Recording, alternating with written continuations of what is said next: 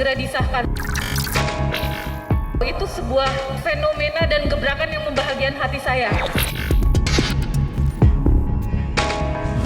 Apakah rancangan undang-undang tentang tindak pidana kekerasan seksual dapat disetujui untuk disahkan menjadi undang-undang?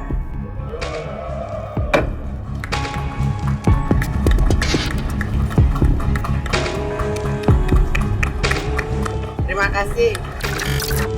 Ini kesempatan yang baik untuk kita.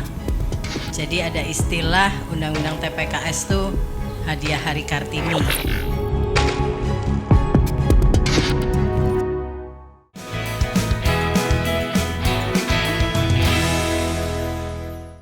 Halo, apa kabar pemirsa? Berjumpa bersama kami dalam acara Dialog Spesial Perjuangan DPR RI bersama rakyat di Undang-Undang Tindak Pidana Kekerasan Seksual. Ini mungkin adalah salah satu undang-undang yang sangat ditunggu-tunggu atau sudah ditunggu-tunggu oleh seluruh perempuan di Indonesia. Bayangkan pemirsa kalau kita lihat bahwa pembahasan yang begitu panjang, hampir 10 tahun sehingga undang-undang ini akhirnya bisa hadir untuk memberikan perlindungan berlapis kepada seluruh perempuan di Indonesia. Dan sudah hadir bersama kami saat ini pemirsa yaitu Wakil Ketua DPR RI bidang Korkesra yaitu Bapak Muhaimin Iskandar untuk kami ajak berbincang langsung mengenai undang-undang tersebut. Assalamualaikum Bapak, apa kabar? Waalaikumsalam warahmatullahi wabarakatuh. Kita masih berpuasa sekarang ya insya Allah. Insya Allah. Di bulan puasa, terus kemudian juga ya, banyak yang mengatakan bahwa ini hadiah untuk semua perempuan Betul. di Indonesia di bulan April berkaitan juga dengan Hari Kartini. Nah, Bapak melihat undang-undang ini hadir pada saat yang tepat kah? Betul. Jadi pertama saya ucapkan selamat kepada seluruh perempuan Indonesia dan juga bangsa Indonesia yang telah berhasil membuat sebuah undang-undang yang akan menjaga martabat bangsa kita, yang akan memuliakan sesama warga bangsa dalam menjaga martabat. Tentu pengesahan ini momentum yang sangat tepat. Kebetulan menjelang Hari Kartini di saat bulan Ramadan, seperti yang kita ketahui menjadi penuh keberkahan begitu buat bangsa Indonesia dan membutuhkan perjuangan yang sangat serius selama kurang lebih 10 tahun. Pembahasan ini tidak selesai-selesai karena memang masalah kehidupan pribadi, kehidupan sosial kemasyarakatan itu selalu kontroversial karena ada berbagai latar belakang yang berbeda.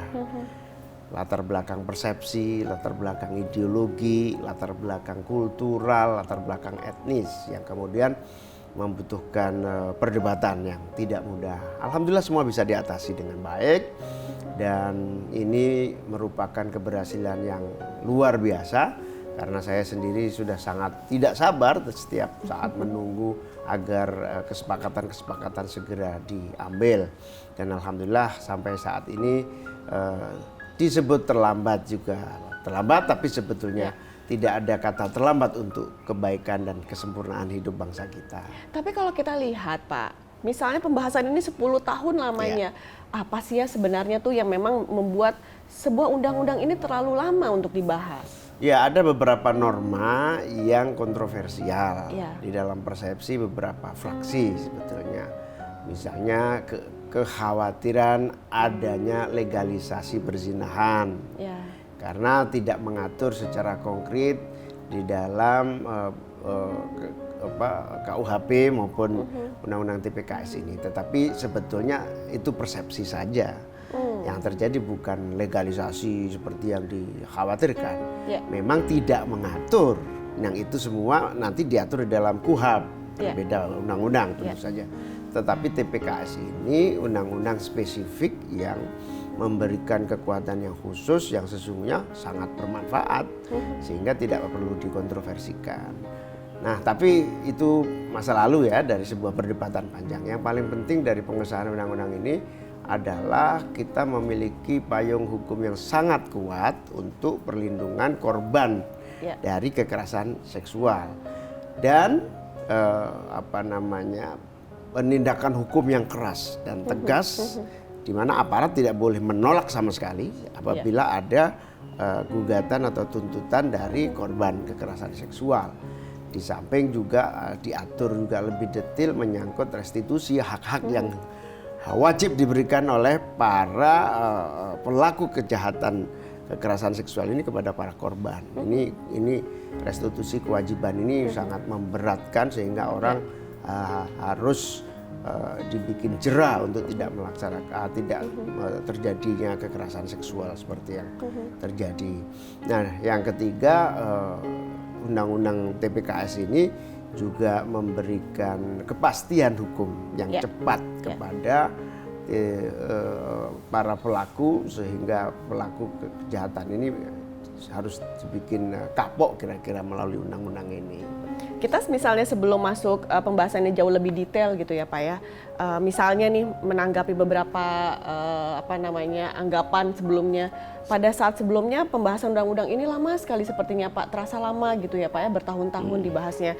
Tapi tiba-tiba Pak, maksudnya kita bicara 1 bulan yang lalu, ini seolah-olah seperti dipercepat sekali untuk masalah pembahasan ini. Nah sebenarnya ada yang bertanya, ini ada apa sih Pak pada saat misalnya sebelumnya kalau kita tarik cerita ke belakang bahwa ini pembahasan sangat panjang sekali mengenai persepsi tadi beberapa fraksi yang mungkin juga agak masih alot atau bagaimana. Tapi pada saat beberapa bulan terakhir kok ini sepertinya agak diburu-buru atau dipercepat. Ini ada apa sebenarnya Pak, kalau masyarakat ingin bertanya? Inilah keberhasilan masyarakat sipil atau civil society ya, yang responsif, kemudian mendorong melalui tekanan aspirasi yang sangat kuat, sehingga presiden sendiri akhirnya juga turun tangan agar percepatan itu terjadi. Ya saya sangat berterima kasih dan tentu hormat kepada seluruh masyarakat yang proaktif ya di dalam memperjuangkan undang-undang TPKS ini, sehingga dalam waktu beberapa bulan terakhir ini percepatannya sangat efektif. Di sisi yang lain, momentum ini mulai terbuka kekerasan-kekerasan seksual di lembaga-lembaga yang sama sekali tidak kita bayangkan. Di kampus, di pesantren yang tidak jelas, kemudian di lembaga-lembaga pendidikan, di tempat kerja, itu setelah era sosial media ini begitu mudah terekspos, begitu cepat menjadi berita yang menjadi kesadaran kita semua. Ini hikmah di balik keterbukaan informasi yang begitu luar biasa, kemudian keberanian melaporkan dan keberanian membuka kasus ini juga semakin meningkat. Ini juga membantu percepatan. Tetapi yang menjadi kelambanan pembahasan seperti tadi yang ditanyakan, yaitu soal persepsi ya. Fraksi-fraksi itu ada yang berpersepsi yang menurut mereka berbeda. Tetapi lebih dari itu yang paling penting adalah respon terhadap fakta-fakta kekerasan seksual yang semakin marak ini membutuhkan dan mendesak agar segera diundangkan. Dan alhamdulillah respon masyarakat yang cepat, kemudian DPR yang juga akhirnya terdorong untuk cepat, juga presiden akhirnya berjalan dengan cepat. Dan pemirsa, kalau misalnya kita lihat memang perjalanan itu kan bisa lambat, bisa cepat, seperti itu ya Pak ya. Makanya kalaupun misalnya pembahasan sebuah undang-undang ini memang ada dinamikanya. Nah, kembali lagi pemirsa bahwa memang untuk perjalanan menciptakan sebuah undang-undang atau menghasilkan sebuah undang-undang ini juga membutuhkan persepsi yang begitu banyak, membutuhkan waktu juga yang tidak sebentar. Tapi kalaupun misalnya juga seperti kemarin bahwa ini seperti terlihat dipercepat, itu juga bukan berarti ada masalah atau bagaimana ya Pak ya. Bahwa ini memang merupakan sebuah perjalanan. Anda jangan kemana-mana karena kami akan segera kembali dalam spesial dialog perjuangan DPR RI bersama rakyat di Undang-Undang TPKS.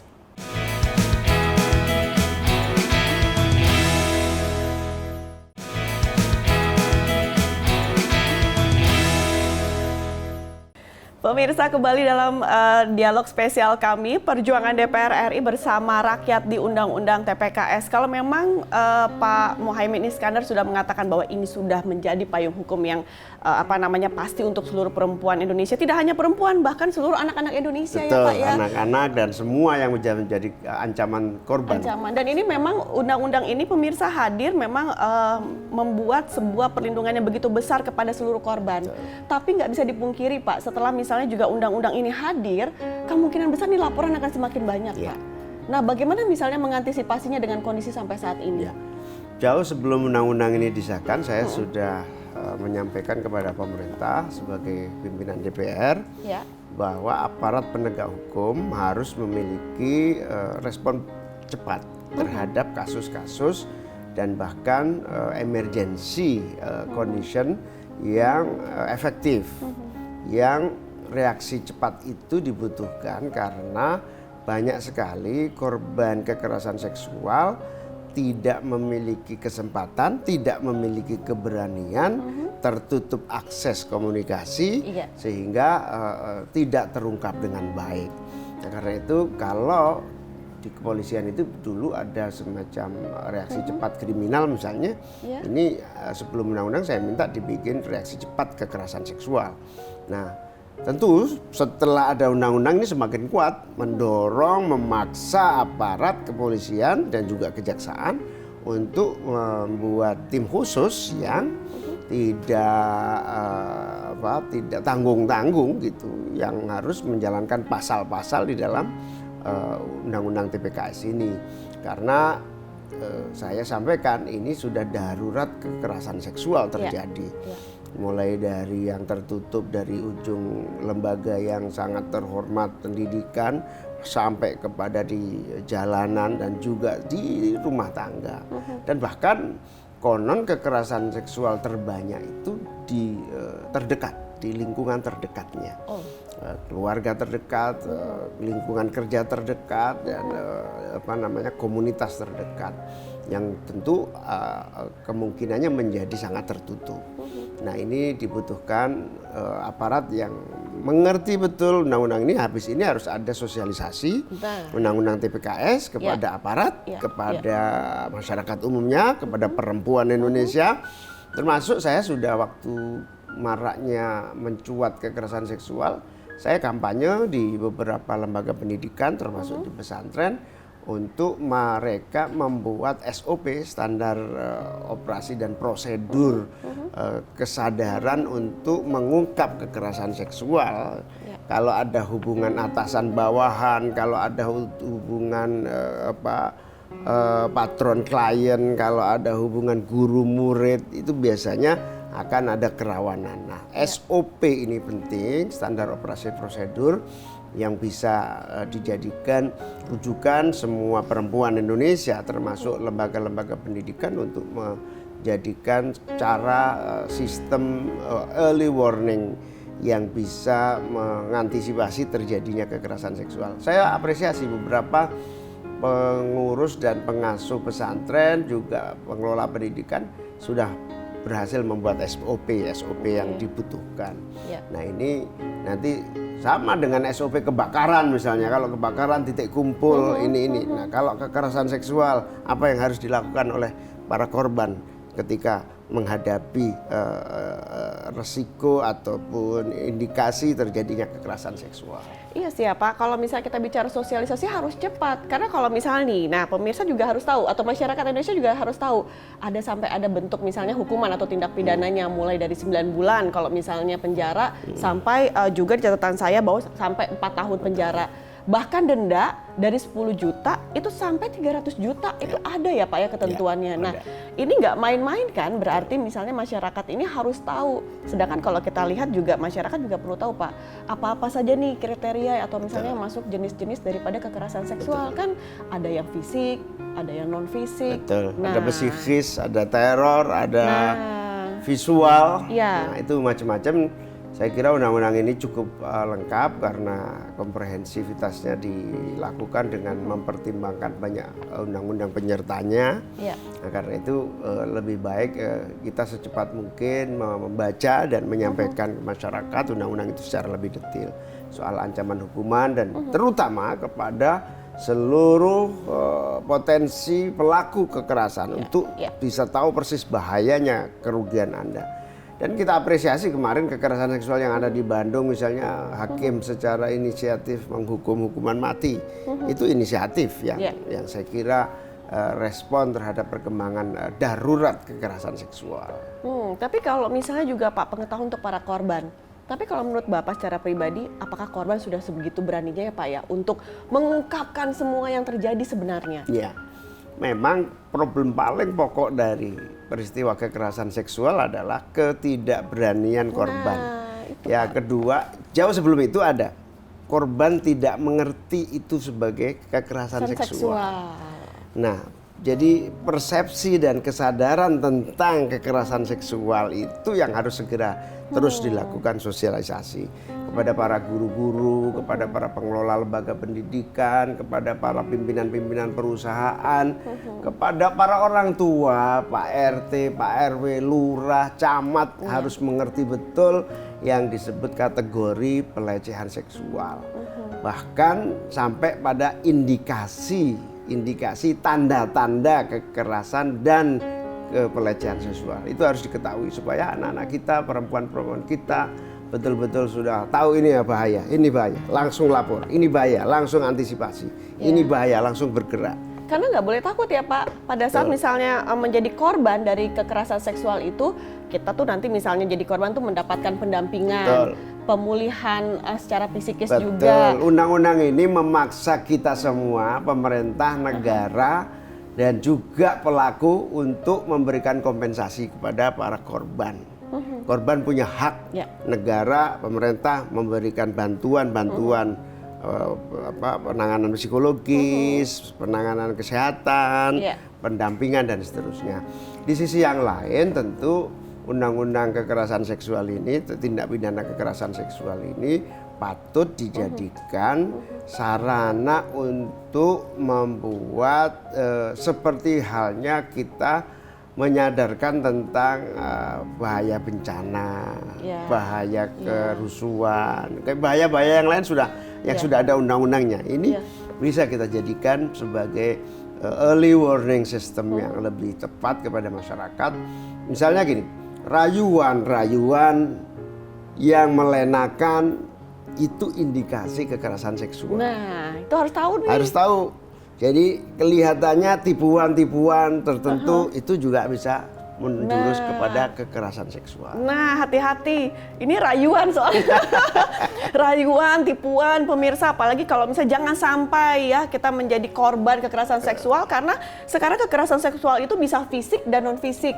Jadi hati-hati sekali, dan ini juga ada dendanya, ada untuk korban juga mendapatkan hak ganti rugi ya Pak ya. Untuk laki-laki juga harus hati-hati nih sekarang. Kenapa Pak? Kalau sok goda-goda yang berlebihan kena TPKS ini. Hati-hati ya para laki-laki di seluruh Indonesia. Jangan kemana-mana, masih bersama kami di Dialog Spesial Perjuangan DPR RI bersama rakyat di Undang-Undang TPKS.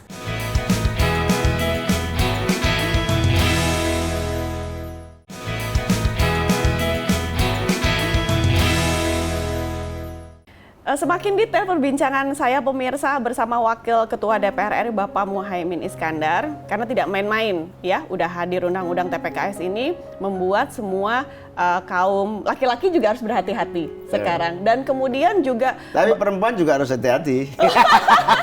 Hati-hatinya di titik apa Pak? Sama-sama, kalau ada yang laki-laki yang dilecehkan juga gimana juga bisa jadi terjadi. Ya, kalau kita bicara pelecehan seksual kan, apalagi sekarang misalnya bisa dari non fisik ya Pak, misalnya dari media sosial. Laki-laki juga bisa menjadi korban. Betul. Jadi hati-hati. Media sosial, WhatsApp, SMS, Twitter, semua bisa menjadi sarana untuk melakukan pelecehan dan kekerasan seksual secara psikologis, secara indikatif gitu. Tapi siapa sih Pak kalau misalnya kita bicara ini harus sosialisasi, harus cepat-cepat sosialisasi. Siapa yang lebih dulu harus mensosialisasikan undang-undang ini ke seluruh lapisan masyarakat? Ya, tentu penanggung jawab utama pelaksanaan undang-undang ini adalah pemerintah. Ya. Setelah diundangkan oleh Presiden, otomatis berlaku. Setelah berlaku, langsung dijalankan dan pemerintah pasti akan memberikan semacam perintah kepada seluruh aparat penegak hukum, polisi, jaksa di seluruh level untuk menjalankan undang-undang ini.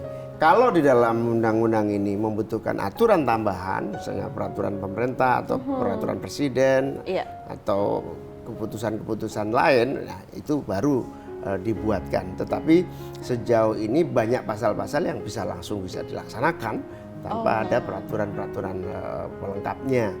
Nah, tergantung pemerintah melihat beberapa pasal apakah masih diperlukan aturan penguatan tertentu atau tidak. Tetapi secara umum undang-undang ini tentu harus segera dijalankan dan dilaksanakan oleh pemerintah.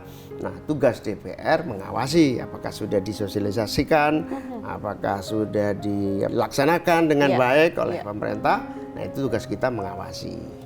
Tapi kalau misalnya nanti ada aturan turunan Pak, walaupun misalnya mungkin sudah ada pasal-pasal yang sudah bisa dilaksanakan, nggak lama lagi nunggunya, kan lama lagi nunggu bisa aturan. Bisa langsung karena itu beberapa pasal yang sudah jelas di dalam undang-undang TPKS ini begitu diundangkan langsung berlaku. Itu kalau tambahan untuk pelengkap kalau pemerintah merasa perlu saja. Tapi kalau misalnya begini, tata cara kerja kepolisian, tata cara koordinasi itu perlu perangkat teknis yang pemerintah saya kira nggak lama itu bisa cepat dilaksanakan. Tapi kan kalau misalnya dari pihak DPR nih Pak, tidak hanya melakukan pengawasan saja, tentunya juga DPR RI kan juga nantinya juga akan memberikan sebuah penyuluhan juga dong, memberikan sebuah sosialisasi juga dong kepada masyarakat bagaimana pentingnya undang-undang ini. Kita tentu bisa melakukan itu, tetapi dari segi fungsi dan tugas memang anggaran kita tidak sebanyak yang dimiliki oleh pemerintah di dalam melaksanakan implementasi dan sosialisasi. Kita sebatas bisa melaksanakan, tentu itu menjadi kewajiban kita semua, bukan hanya DPR. Saya kira semua harus bergerak. Saya kira saya menghimbau kepada lembaga-lembaga sosial, lembaga-lembaga organisasi keagamaan, majelis-majelis taklim, sekolah-sekolah, hendaknya segera mendapatkan undang-undang ini karena bisa diakses sebetulnya di website, bisa diakses di banyak tempat. Ya, nanti silahkan menjadi buku pegangan bagi semua lembaga-lembaga yang mengelola masyarakat banyak, yang mengelola perempuan-perempuan menjadi konstituennya. Nah, ada juga yang bertanya dari beberapa pihak, kalau misalnya undang-undang itu sudah diketok atau disahkan di DPR RI, ini tuh langsung bisa diimplementasikan atau memang harus ada menunggu berapa lama dulu nggak sih Pak? Langsung Pak. Langsung bisa. Jadi langsung itu maksudnya begitu sampai presiden, diundangkan oleh presiden, ditandatangani oleh presiden, langsung berlaku. Oh, nah cuma jangan sampai lama nih untuk diundangkan oleh Pak Presiden ya Pak ya? Presiden sudah menunggu sih, Presiden sudah menunggu, bahkan selalu bertanya kapan disahkan. Begitu disahkan langsung diundangkan. Ya berarti ini memang benar-benar hasil perjuangan bersama DPR RI bersama dengan rakyat untuk bisa mewujudkan undang-undang dan bisa memberikan perlindungan berlapis kepada seluruh perempuan di Indonesia, anak-anak terutama ya Pak ya, karena kan untuk masa depan anak-anak Indonesia ke depannya. Tapi tadi Bapak ingatkan hati-hati juga, laki-laki juga Jadi semuanya memang harus hati-hati. Harus hati-hati. Jangan kalau misalnya memang DPR RI juga harus lebih sigap karena memang dengan keterbukaan informasi saat ini memang diperlukan beberapa undang-undang yang bisa mengakomodir yang diperlukan oleh masyarakat. Betul. Gitu ya Pak ya. Harus sekarang begitu. Ya tinggal setiap undang-undang itu cepat atau lambatnya adalah tingkat persepsi, aspirasi masyarakat yang banyak ya. Semakin cepat itu biasanya semakin banyak aspirasi yang masuk, semakin lama juga gitu. Tetapi juga semakin proaktif masyarakat menagih, semakin cepat prosesnya. Tadi kan kalau misalnya tadi kan kita lebih banyak misalnya juga diperuntukkan untuk misalnya kita berbicara berkaitan dengan kondisi perempuan di Indonesia. Boleh dong Bapak juga memberikan himbauan nih kepada seluruh anak-anak di Indonesia yang mengalami ataupun juga bisa kita antisipasi jangan sampai terkena kekerasan seksual. Yang paling rawan dari ancaman tindak pidana kekerasan seksual ini kan perempuan dan anak-anak. Oleh karena itu adik-adik semua, para perempuan semua, jangan ragu-ragu, jangan takut, jangan merasa tidak ada yang melindungi. Anda dilindungi oleh negara, pemerintah dan undang-undang. Anda bisa lari dan sampaikan kepada aparat terdekat Anda, apakah pemerintah desa, apa langsung kepolisian, pasti sekarang pemerintah akan responsif dengan undang-undang ini. Wah, terima kasih sekali Pak Muhaimin. Setidaknya pemirsa, kita sebagai orang tua juga perlu tahu bagaimana kondisi anak kita ya Pak ya. Harus berani juga untuk mengungkapkan apa yang sebenarnya terjadi. Betul. Karena semua sudah dilindungi oleh negara, terutama anak-anak Indonesia karena ini juga menyangkut masa depan bangsa. Sampaikan dan bicarakan apa yang terjadi dalam dirimu untuk Anda mendapatkan pertolongan apapun yang mengancam dirimu. Ini yang saya akan jadikan tagline juga saya, sampaikan dan bicarakan apa yang memang ada di dalam dirimu. Dengan demikian, spesial dialog perjuangan DPR RI bersama rakyat di Undang-Undang TPKS bersama Wakil Ketua DPR RI bidang Korkesra, Bapak Muhaimin Iskandar telah usai pemirsa. Semoga kami dapat memberikan manfaat untuk Anda. Saya Yusri Hayanti dan bersama Bapak Muhaimin Iskandar mengucapkan terima kasih atas perhatian Anda dan sampai jumpa. Terima kasih.